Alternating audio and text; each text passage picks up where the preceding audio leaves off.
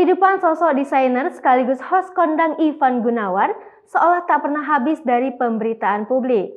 Kali ini bukan soal kisah asmaranya yang dirumor dekat dengan pedangdut Ayu Ting Ting.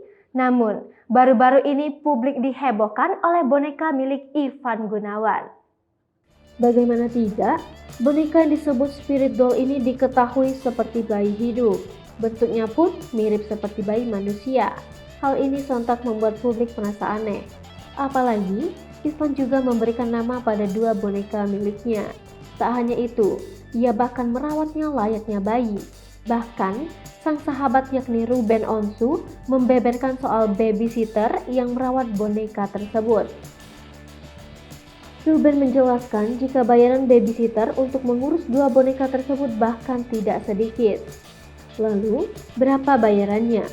Desainer Ivan Gunawan menyebut bahwa dirinya menggunakan jasa babysitter untuk mengasuh dua spirit doll yang ia anggap sebagai anak asuhnya.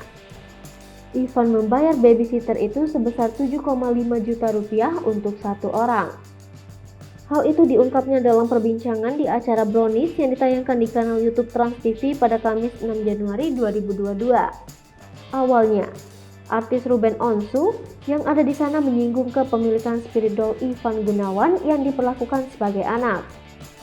Ivan disebut juga kerap mengajak spirit dollnya itu saat mengunjungi pusat perbelanjaan.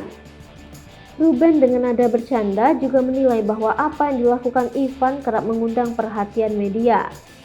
Dinamai Miracle Putra Gunawan dan Marvelous Putra Gunawan membuat perasaan Ivan Gunawan juga lebih tenang karena dirinya punya teman untuk diajak bicara. Ivan tidak main-main ketika merawat dua bonekanya, dia bahkan menyewa babysitter atau perawat anak untuk Miracle dan Marvel.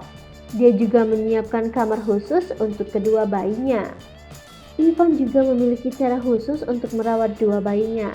Setiap pagi, dua bayinya diajak berjemur hingga dibersihkan menggunakan kain. Ada babysitter masing-masing. Kalau pagi harus dijemur, dilap, ujar Ivan. Bajunya juga baju tidur sama baju keluar harus beda. Kalau dia habis dipegang orang, saya maunya dibersihin lagi.